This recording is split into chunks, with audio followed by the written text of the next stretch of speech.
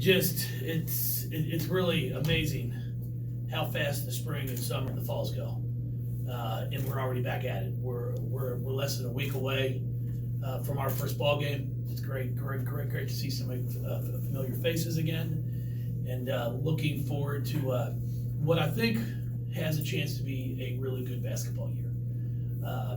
It's going to take some time. We've got a lot of new faces. We're young in many ways. We do have some experienced players back that have been a big part of our success here, but we are going to be counting on some freshmen, some sophomores to be big parts of our team. So it's going to take us some ball games to really get a feel for who's going to be able to do what when the lights come on. There's always been players that are great practice players, and then all of a sudden when the lights turn on, they're okay. And then you've got players that they're in practice, and you're like, golly, if they could just make some shots. And then all of a sudden when the lights turn on, the ball goes in. And I am a believer in that there are kids that can perform under pressure, and there's some that struggle. So we're at a part right now of we're going to have to find that out. We're going to have to find out when we need a basket, who are we going to? Who's going to be able to get their own shot? I've always said over the past few years, good teams can play in chaos. Anybody, if you're able to run a set, run your offense, get yourself a good shot, can score. But it's when things break down, who's going to be the best at being able to put the ball in the basket and create shots. And for the past few years, we've been very fortunate with Asia Durr, who made it look pretty easy. And a lot of the shots that she made were not easy when things broke down. But now it's going to be, who is that person going to be? And we've seen some glimpses through our first two scrimmages, but still looking forward to see how it's going to unfold as we go through this non-conference season. With so many new faces, as you mentioned, but also so many players who can play multiple positions, does that versatility serve as kind of like a two sides of the same coin in a way? Yeah, it's really going to be interesting for us to find out what our best lineups are going to be. It's not as we did this past year. Dana had earned a starting spot. She had played extremely well in non-conference, in our practices leading up to the start of last year. But what was best for our team was for her to come off the bench because she brought quickness, she brought a change of tempo. So it's really going to take probably some players that have the same kind of mindset that she had, that, you know what, it's not going to affect my minutes being played, but I might not be able to do the handshake. And if I can get players to buy into that, then I think we have a chance to be special, because we do have 9, 10, 11 that can play and play multiple spots. And as you go as a coach and as a team, you've got to find some special players who are willing to give of themselves for the better of the team. Have Liz and Elizabeth had that mindset so far? Yeah, they've both been great. Everybody's been good. I did different lineups in both exhibition games, our scrimmages that we had. So it's not like we've just gone with one lineup for the first two. And I haven't seen anyone that's been upset or worried, but we'll have those talks tomorrow once we get into finally sitting down and saying, okay, here's going to be the first 5, here are my first 3 or 4 subs that are coming off the bench, and try to get a little bit of a rotation down. When you do have to replace so many valuable members of your roster, how does that change things for you and your staff as you do get prepared for another big year? Well, you're never going to replace them. Like everybody asks me, how are we going to replace Angel McCotcher? You're not. Then it was Shoni, then it was Maisha, then Asia. Somebody else just has to step up now. Now it's who's going to be that player that has worked on their game in the off season that's going to surprise everyone in here. And we've got a few candidates for that I'm pretty excited to see how are they going to play when when the lights come on because they've really worked on their game.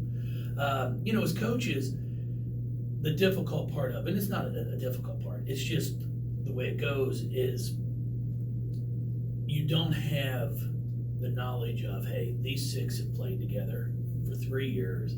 They know what we're doing. They know what each other are doing. That's our biggest challenge right now, is they're trying to learn each other on the court. In practice, it's great. You can do things in practice, but when the game starts and people start switching things on defense, they start trapping, how are they going to react? That's why I say it's going to take us, a month, a month and a half of playing before I really get a great feel of what our combinations are going to be.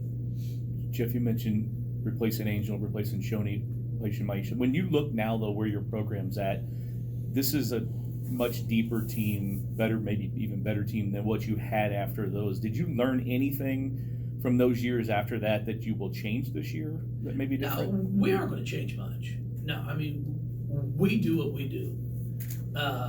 And we're going to continue to do it. Now, we'll make a few adjustments offensively because we don't have Asia. I've said it, and I've told some of my friends and colleagues, 2 through 11, 12, we're as good as we've ever been. I'm just not sure who the one's going to be yet. This is as deep as we've been, 2 through 11, 2 through 12. But I'm waiting to see who's going to be the one. Asia, we knew. Shoney, but before that. And then Angel before that. So we always had that one alpha. So now I'm waiting to find out who's going to be that person that's going to step up and take over that role. And that's what's fun about it. It's what's fun for them too. Despite the learning curve on your side, the consensus around the league is top of the ACC, definitely top in the country. How do you think those expectations are impacting your team's focus? Well, I don't think they're impacting us at all. I mean, we really don't look at that. We put enough internal pressure on what we do. We have expectations here. We have a culture that we've established over the past 12 years. There are expectations, and we know what's in front of us. For a few of us, for Liz and Elizabeth, it is a change. It's a little bit of a change of, hey, now, they had great years at Georgia Tech. Michelle did a great job with them. But now all of a sudden, we're the game. Now you're playing on a team where you're the game. It's not, okay, well, we played this team and then we've got Notre Dame or Louisville after that. No, you are Louisville now. So you're going to get everybody's best shot. And that's a little bit of an adjustment for them. But we've talked about it. I think they're prepared for it. And they're really looking forward to this first game on Tuesday night to play in front of our crowd. Do you expect to experiment with the starting lineup and the rotation just a couple of weeks and maybe even a month into the season then? Yeah, it wouldn't surprise me. To try to get a feel for what's best for our team. And I've said it all along. The best 5 might not start. It's what's best for our team. I've said it for 12 years, 13 years, going on 13 years now. Players need to be less concerned about who starts and more concerned about who finishes. Because when it's a 2-point game and you're in there with 4 minutes left, that's the good sign. That's the one where it's like, hey, coach has got the confidence in me. Coach knows that when it's crunch time and it's on the line, he can trust me. And that's the message I keep telling our players. But all this handshake stuff and all this coming out and starting lineups, it's kind of it's gotten a little crazy. That's one thing I love about FIBA basketball is they just announce everybody. Every player gets announced. And I think that's fantastic. Then it eliminates it, or it's like 12 handshakes, which takes too long. Coach, what have you seen from some of the newcomers, and are there any players out there that you're keeping an eye out on that really could make an impact, or maybe be one of those people that you said could have a big season? Well, everybody's been working extremely hard. I've been really impressed. Jazz put a lot of time into her game in the off season. Dana put a lot of time into her game. Those two especially, I've been able to see it on the court. Other players have worked hard too. Kylie's worked hard in the off season. But the biggest challenge and the frustration for a lot of them is all because we both work hard doesn't mean we're both going to get the same results. And that's the most difficult thing for athletes to understand. And I compare it to schoolwork. I'm like, guys, all because you both studied 2 hours for an exam doesn't mean you're both going to get the same grade. For some it's easier. So you might have to spend 4 hours to study and get the same grade that someone got after 2 hours. And that's the same thing with basketball. I spend an hour shooting, it might not be enough. So that's where the frustration can come sometimes from players. Coach, NCAA recently has come down with a decision about compensation for student athletes. Some of your thoughts on that? No, that's for the higher ups. I understand where it's going. I think it can be, something that's very beneficial to the student athlete. The one thing that I struggle with at times is everybody going to be able to get it? In the terms of, if I'm the screener or if I'm the rebounder, is there somebody in town who's going to want to use my likeness and my image because I set good screens? Now, a window company could use you. That's my concern especially for women's programs. Is like, hey, is it someone like an Asia Durr? Is that where all the money is going to go? And then all of a sudden you get a rift in your locker room because it's like, well, I'm screening for her, I'm rebounding for her, but I'm not getting anything. Where professionally, now you might be LeBron getting the biggest contract, but everybody is getting something. And that, I think, is where it could become a little bit sticky for not just women's basketball, but for all sports. Because, I don't know if everybody's going to be able to benefit. They might be allowed to. We're all allowed to declare for the draft. Unfortunately, my name's never been called. So that's a little bit of my concern to figure out how is that all going to work out. So it should be interesting.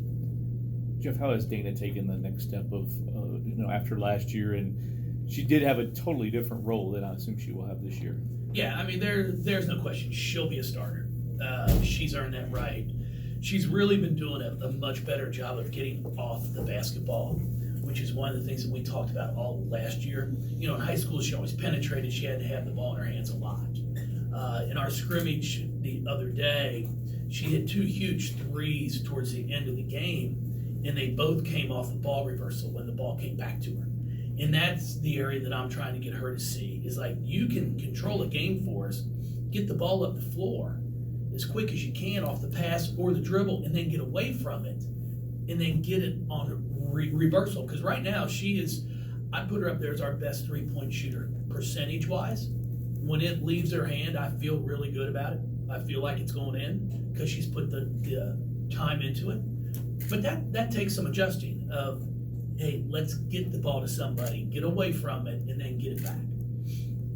Jeff, for the fans out there who have not seen have not seen Elizabeth's yet in action, what can they expect from both of them? And do you call any of them a little bit different? Because if you yell Elizabeth at practice, do they both turn around? Well, I've got E for Elizabeth Balogun and Liz for Elizabeth Dixon. Elizabeth Dixon has been rebounding the ball extremely well. She is probably, it's been a while since we've per se had a back to the basket post player, but she can also face up from the free throw line. So I think it's going to give us a little bit more of a true post presence, both offensively and defensively. And then Elizabeth Balogun, she was ACC Freshman of the Year for a reason. She has the ability to score, shoots the 3. The one thing I do want to see is how consistent she can be for us from there. And then defensively, is where she has to improve for us. She's got to just become a little bit more of a solid defender instead of a risk taker and going for steals. Jeff, and you were talking about, Kylie working hard in the offseason. What part of her game do you really want to see more from? Is it you want to see her score more? You want to see her, hit the boards a lot harder this year? Both of those, scoring and rebounding. What I want to see from Kylie is to score in the low post more consistently, especially when she has the advantage. And then when we're playing somebody who's got some bigs that might be bigger than she is, to be able to step out and knock down the three because she can spread the floor for us. But rebounding wise is something that she has gotten better at in both of our scrimmages. I thought she rebounded the ball well, but she can easily be getting us 7 to 8 rebounds a game if she'll pursue the ball. And then what we've talked about, if she'll pursue the ball, her scoring will go up also because she'll get more offensive rebounds as well.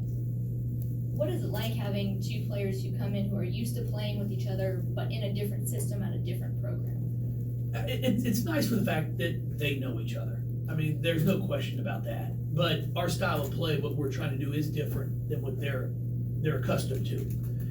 We're trying to get up and down the floor as quick as we can, so they're adjusting to that. But I think they both enjoy that style, and I think they help each other out because, as I've told them, they came from a situation where they were, their leading scorers. Both of them were 1-2, to where now they might not be our leading scorers.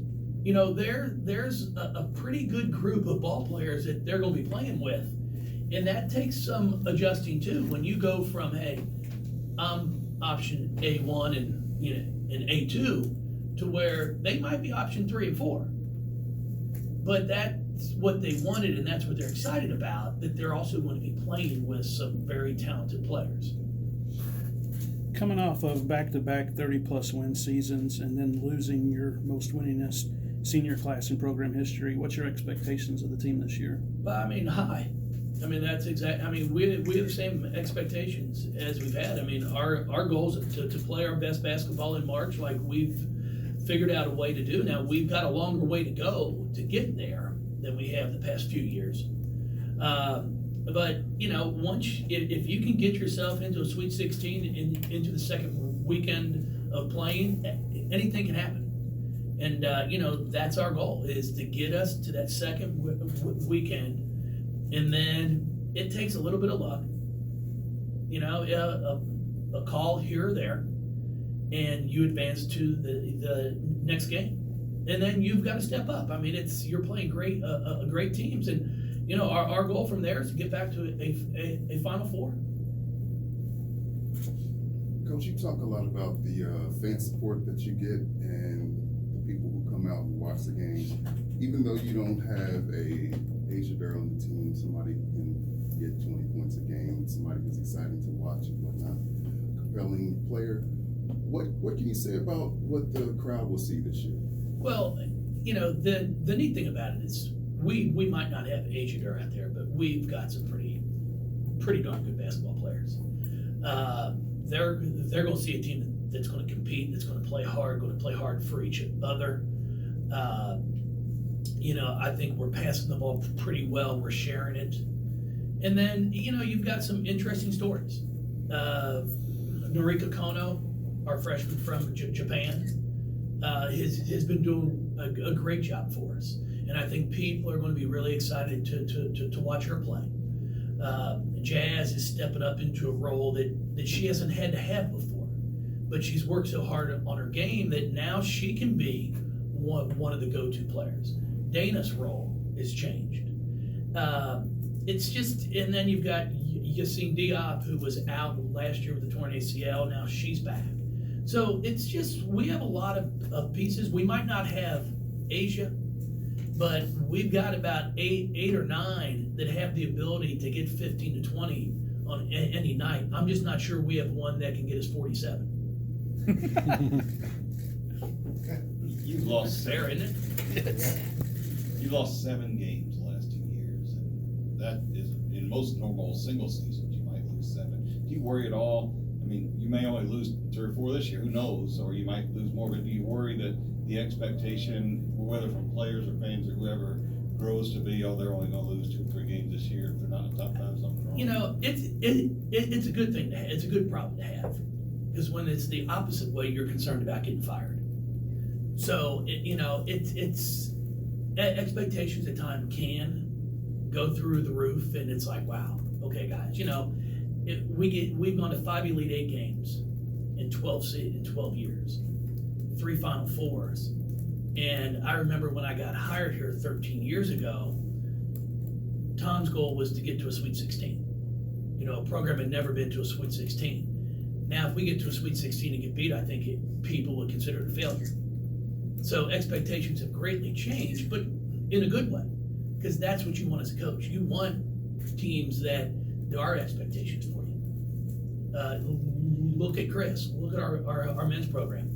I mean, nobody knew what to expect last year, and now they're talking about a team that can go to the Final Four. So when you get some players in, expectations change. You talked about the players you lost from last year, your seniors, a lot of leadership there. Who have you kind of seen step forward into that sort of role, or maybe that's something you're still kind of waiting to see? We're still working on that right now, but Jazz and Dana and Bianca have done a pretty good job of that. But again, we haven't played a game yet. And that's when you really are going to find out who your leaders are going to be. Everybody's in a good mood. Everybody's had the opportunity to play some during our 2 scrimmages. Some may have not have played as much as they wanted, but everybody had the opportunity to play.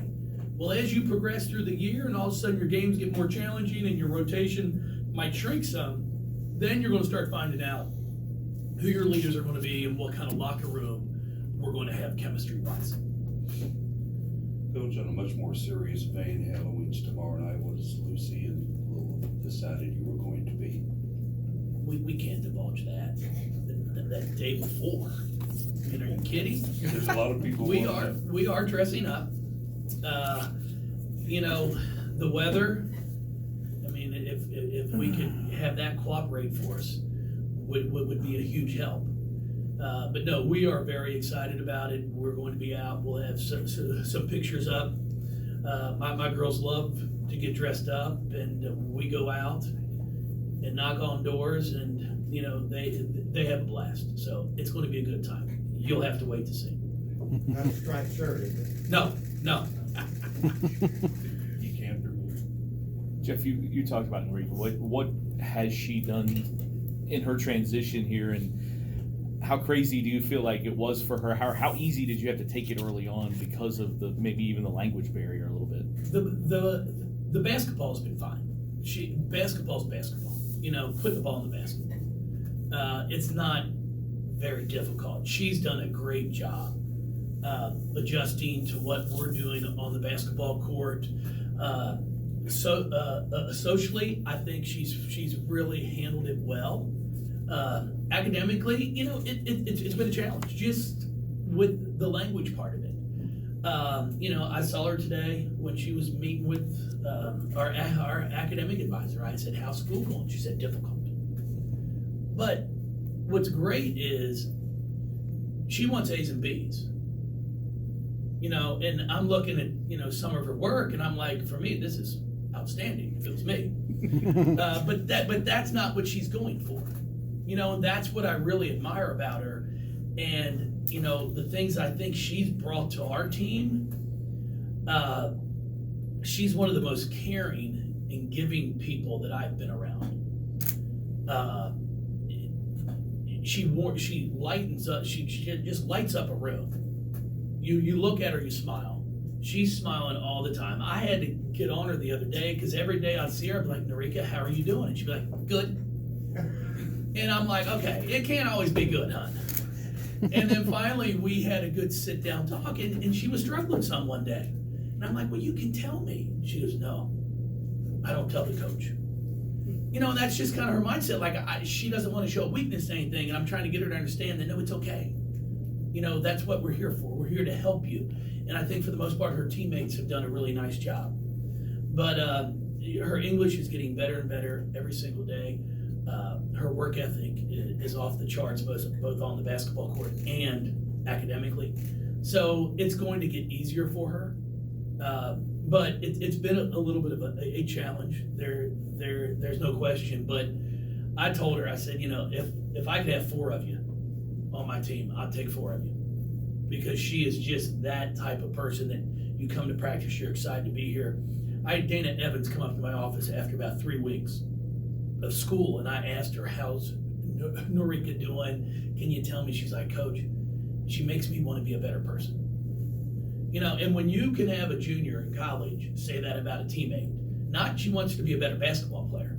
She wants me to be, I want to be a better person. I think that just speaks volumes for who she is and the impact she's had on our team. Got time for 2 more. Jeff, you've got a lot of new faces on the team, but what does somebody like a senior and Jessica, what does she mean to this team, and how can she help with so many new faces? Oh, she's been great. She's a team player. She comes to practice every single day. She works hard for her. She's got a great personality.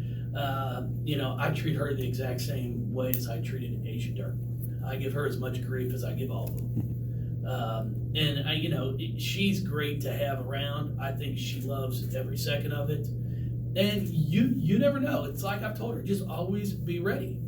She's played some games. She played up at Notre Dame before half this past year. Because the one thing I do know is she'll take care of the ball for me. She very seldomly will turn it over. And defensively, she knows where she's supposed to be and everybody else on the floor, which is a big help.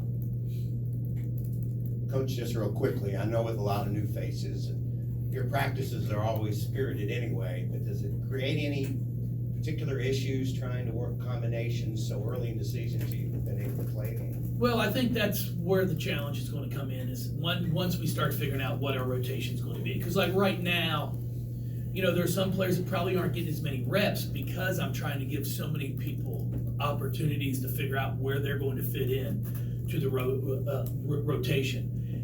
Starting tomorrow, I'm going to have to start cutting some things down and put some players on what we call the scout team. And that's not a bad thing, because like I tell them, I'd rather be on the scout team getting to show the coaches what I can do every possession instead of 1 out of every 3 or 4.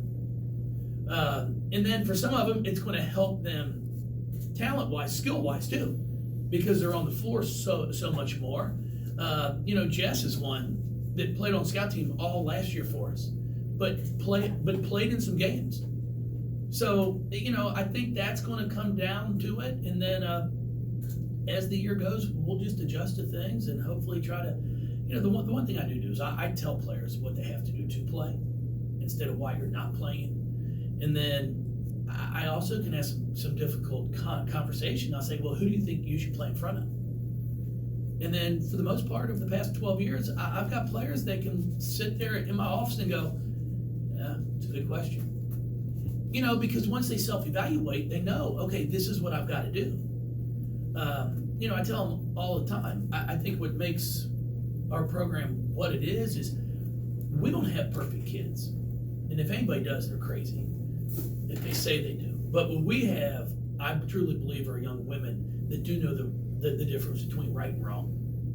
And at 18 to 22, are you always going to do the right thing? No, I didn't. But, when you sit down and you reflect on what took place, can you go, you know what, that was pretty stupid. And you move forward. But that's the same way when it comes to evaluating where you are within a team. I'll never forget our first year, I had the players rank each other. Now this is with Angel, okay, and Candace, Bingham. I had them rank each other from 1 to 15. And I had a freshman at the time, and I won't say her name, that put herself first. This is at Christmas time. So we played half the year. She put herself first. And I met with all of them. I said, hey, you have yourself first. The average for the rest of the 14 players on the team have you at 13. And she honestly looked at me and said, if you gave me as many minutes as you give Angel, I could do the same thing. Well, that's when you've got a problem. Because that's when you don't know the difference between right and wrong. And we don't have that. And when you're honest with players, and then they know, okay, this is what I have to do to play, instead of leaving an office feeling rejected of you can't do this, you can't do that, or this. Instead, it's like, hey, if you do this, this, and this, you're going to get the opportunity to play. That's what players want anyway. Yeah, sure is. Thank you all. Thank you, guys. I appreciate it.